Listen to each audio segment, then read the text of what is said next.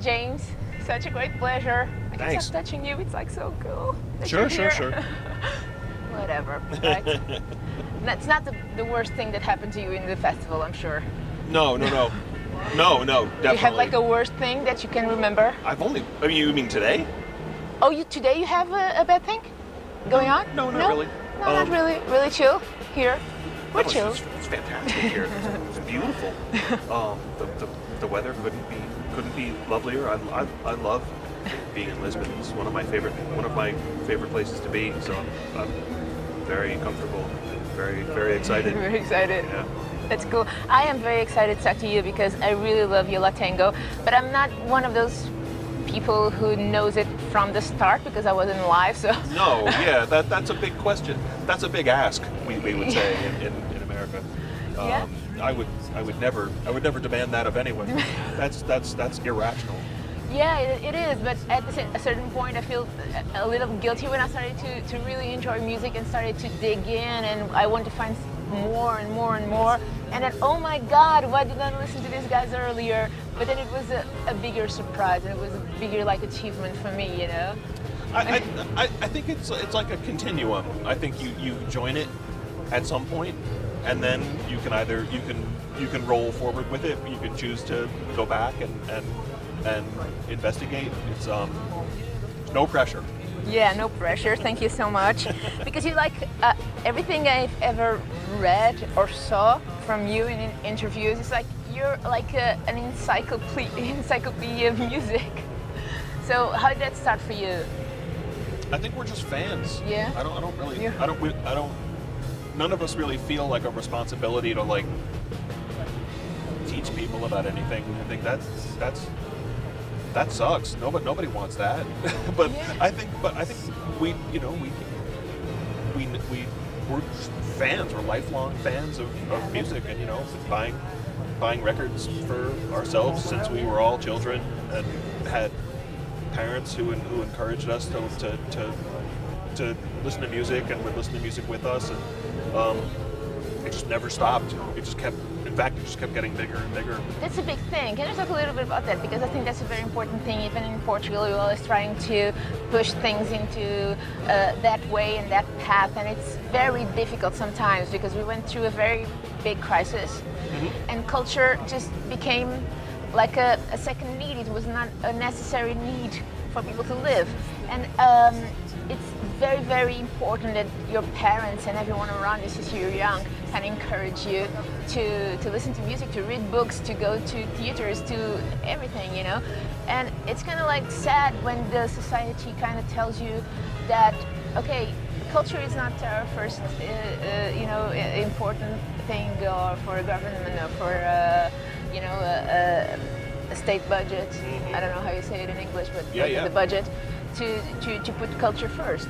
And I think it's really, really important because we kind of lose kids for other stuff, or sometimes they have really good heads and they go on their own, but it is the kind of the goal of having a state and having a government to also participate in that in a big way. I'm sorry, I just gave a speech. You can vote for me, but I'm really passionate about that. Yeah, I totally get it. I mean, it's just the state. It really feels like hates the arts in America now more than ever. Now it's just like it's just because they are afraid of you, of artists, of musicians, if they're speaking out and they're having an influence on people. I don't. It's maybe it's that, but I think mostly it's just greed and money, and also, it just gets pushed out of the way. I feel that way about kind of, and I know I'm in the minority, but I feel that way about, and I'm old, but I feel that way about like the acceptance of streaming and Spotify and things like that. I feel like that has devalued art significantly. I wish it weren't that way, but things change, and we have to figure out a way to adapt. And there's lots of cities where like our friends who are artists, just they can't live in San Francisco anymore, or even well, not even, but New York as well, and it's a shame. But I also feel that like the people. I think there's a truck just killing itself. That's just a. Okay, they're good. They're good. Just a terrible no one noise. died. Anyway, I hope. I hope not. But I feel that also like and maybe those situations where you really have to fight to do what you want to do, and you really have to fight to be an artist and survive as an artist, and I think if you want it, if you know that's who you are and that's what you have to have, then you can do it, then you should do it. Yeah, you should do it. You keep fighting, whatever. But it's kind of hard in a way. Like I was really kind of in touch with like the Richard Swift story, and he died like last week. Yeah. And like everyone was kind of like doing like a crowdfunding for him to have like a decent dignity in death, and that's like so frustrating, and it's so I feel really angry about it. Yeah. When people have to really fight for that basic human right of dying with dignity. It's really awful, but or living with it. I have a really close friend who's a great drummer who was injured in a car accident, and can't really afford the medical care that he needs, and has to use crowdfunding options to get better. And it's awful. It's awful. Yeah. It is, and we need musicians and artists from every spectrum to just use their voice. We need that now. We need more than ever, and in every way, in everywhere, not just in America, here too. Because like Eastern Europe, it's kind of leading towards extreme right and national socialism and stuff like that. Yeah, America too.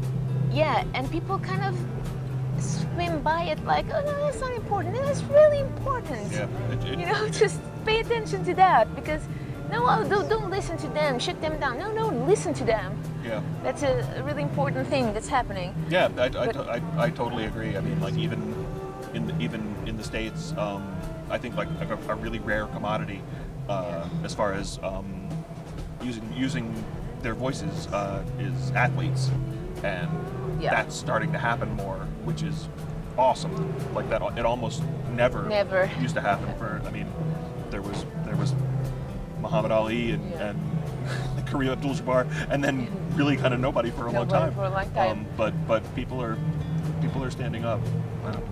As long as it's not Tom Brady. I'm sorry, but no. Not a fan. Not a fan at all. But let's talk a little bit about music. Okay. Your music, because you only got into the band in 1992. Right.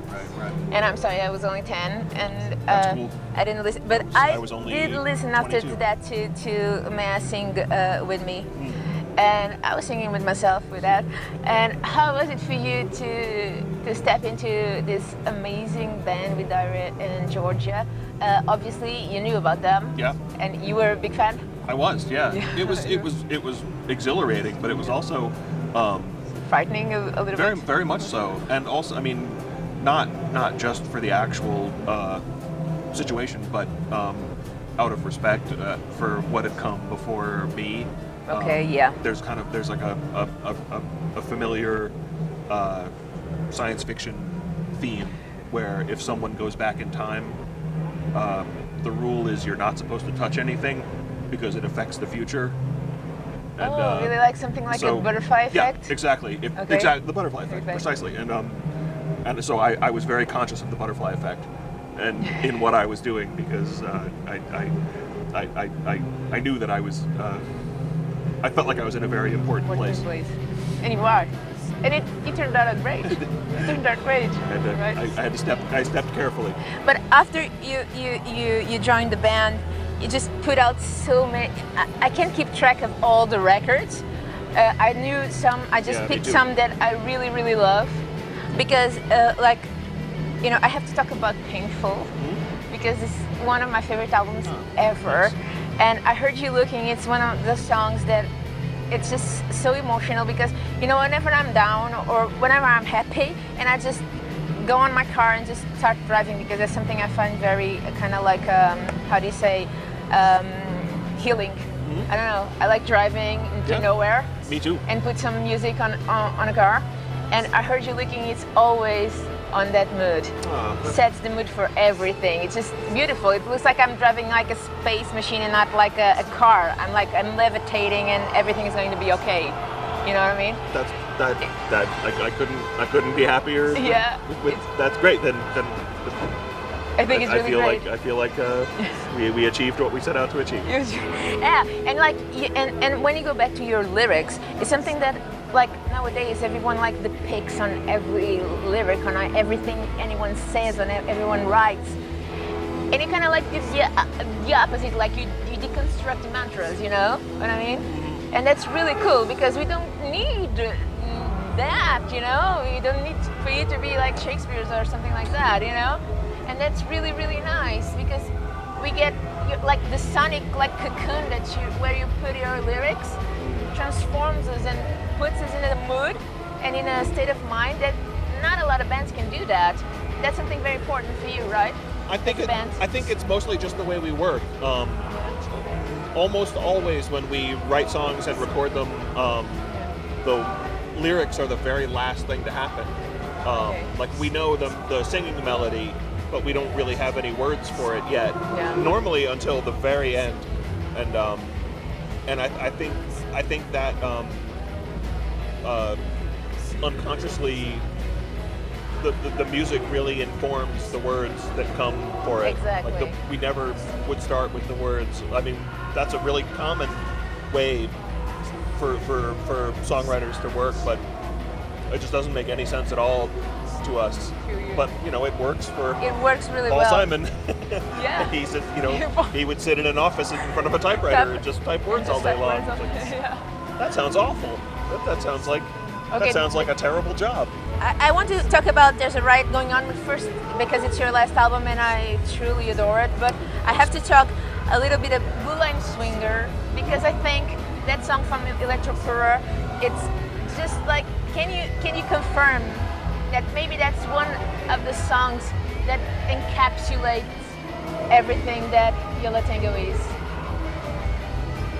A little bit. It's hard to say. I don't know.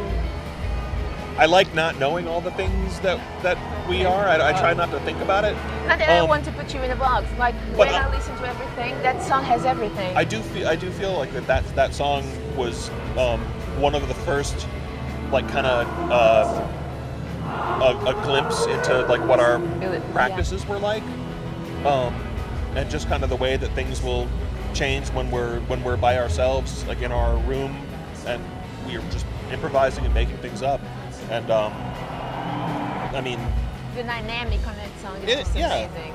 But I remember coming up with that song and writing it, and it was very loose, and there really wasn't a lot of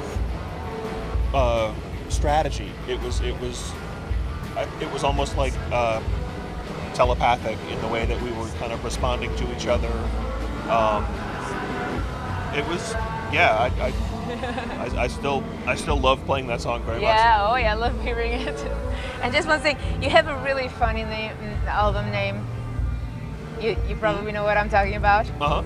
I'm not afraid of you, and I will kick your ass. Beat your ass. Yeah. So, can you do you remember like other people's albums that are really funny titled? Can you tell one? You tell one, I tell one. I think my favorites are the singer and songwriter from Los Angeles named Swamp Dogg. Swamp Dogg? Okay, I don't know that. Just legendary songwriter. He has a lot of fantastic titles and a million amazing songs. He's a genius through and through. But his album, Total Destruction to Your Mind, is every bit as good as the title. That's the problem with coming up with a great title. Great title. Is you have to make something good. If the title is really good, then you're like, okay, you really got to work to make it pay off. I love. There's a. I love like. There's another. There's a Soul swamp. Surfers. All their albums are just. Yeah, exactly. But they delivered. They deliver. They definitely delivered. And I actually really laughed with the one from Ario Speedwagon. You know, you can tune a piano, but you can tune a fish. That made me laugh when I was very young. I laughed. I probably still would laugh at that. Yeah. Can you just tell a few words about the last album? Do you want to ask me something? Yeah, I want to know, how did you put it together sonically, because that's the most interesting part of it. You know, the dynamics and the ambience of the album. It's the thing that I kind of sticks out the most.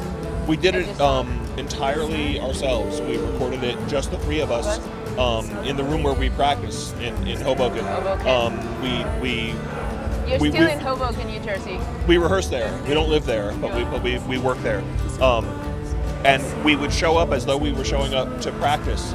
And we started composing songs with the computer instead of being the three of us sitting in front of the drums and bass and guitar all day long. We would sit in a different part of the room where we have a tiny little studio set up, basically this big, and we kind of kept making up songs that way. It was really fun, and we were completely isolated. Like no one heard what we were doing. That's the best thing. And we were mostly doing it for our own entertainment until we realized that we had like six or seven songs. Like, I think we're making an album, and it was a surprise to us, I think.